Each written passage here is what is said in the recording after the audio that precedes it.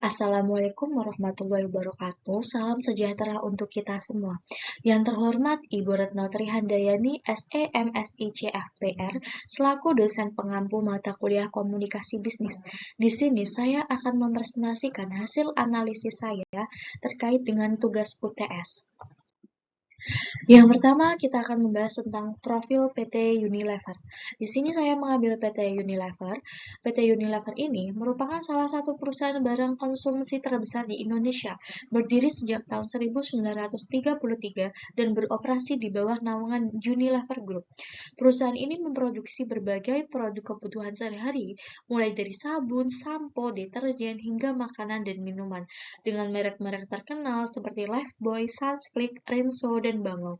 Unilever dikenal memiliki jaringan distribusi yang sangat luas dan pangsa pasar yang kuat di sektor fast moving consumer goods atau FMCG. Selanjutnya kita akan membahas terkait dengan ringkasan hasil analisis. Ini dibagi menjadi 3 aspek. Yang pertama, aspek keuangan. Dari sisi keuangan, laporan arus kas menunjukkan bahwa penerimaan dari pelanggan pada tahun 2024 mencapai 39,16 triliun, turun dibandingkan tahun 2023 sebesar 43,91 triliun. Kas bersih dari aktivitas operasi juga menurun menjadi 3,95 triliun dari 7,11 triliun pada tahun sebelumnya. Penurunan ini menandakan adanya perlambatan penjualan dan efisiensi kas yang perlu diperhatikan. Selain itu, perusahaan mengeluarkan 1,1 triliun untuk pembelian aset tetap dan membayar dividen sebesar 4,49 triliun. Akibatnya, posisi kas akhir tahun 2024 menurun menjadi 671,18 miliar dari 1,2 triliun pada tahun 2023. Meskipun demikian, secara keseluruhan, PT Unilever masih menunjukkan kemampuan menjaga stabilitas keuangan dan likuiditasnya di tengah kondisi pasar yang semakin kompleks. Selanjutnya kita akan membahas terkait dengan aspek pemasaran.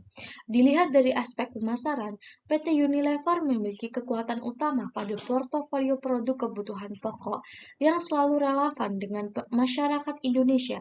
Namun pada tahun 2024, perlambatan penjualan menunjukkan bahwa strategi pemasaran perlu lebih adaptif terhadap perubahan perilaku konsumen pasca pandemi dan peningkatan kompetisi dari merek lokal. Pendekatan digital marketing dan kolaborasi dengan e-commerce dapat menjadi strategi penting untuk memperluas jangkauan pasar dan mempertahankan loyalitas konsumen. Selanjutnya, kita akan beralih ke aspek sumber daya manusia. Dilihat dari sumber daya manusia, Unilever dikenal memiliki sistem manajemen yang kuat dan budaya kerja berbasis keberlanjutan. Program pelatihan karyawan secara rutin serta penerapan nilai-nilai keberagaman menjadi salah satu faktor yang mendukung inovasi produk dan efisiensi operasional. Namun, perusahaan perlu terus mendorong adaptasi digital di lingkungan kerja agar produktivitas tetap optimal di era transformasi bisnis yang cepat.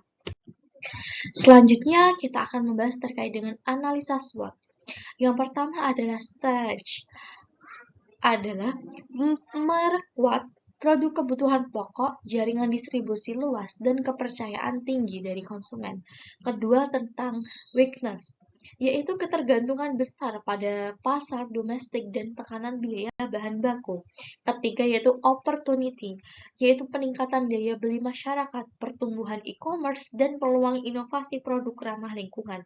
Dan yang terakhir adalah threats, yaitu persaingan ketat di industri FMCG dan perubahan tren konsumen yang cepat.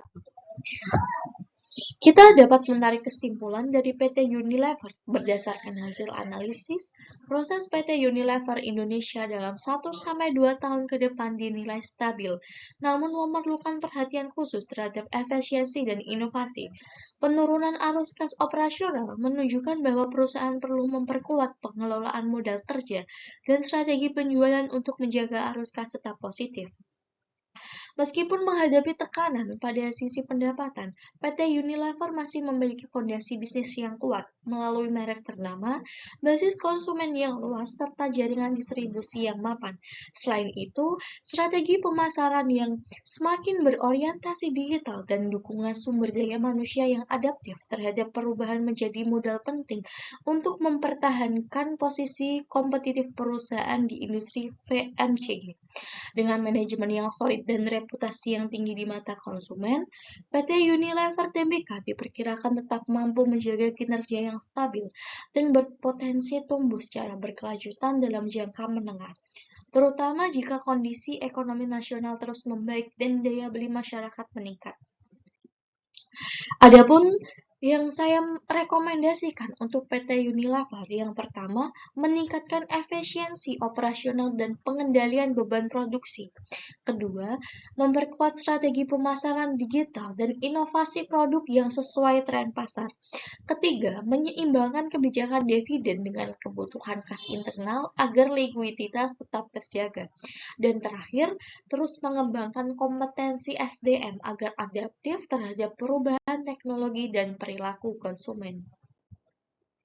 Sekian presentasi dari saya. Apabila ada tutur kata yang kurang berkenan, saya mohon maaf. Wassalamualaikum warahmatullahi wabarakatuh.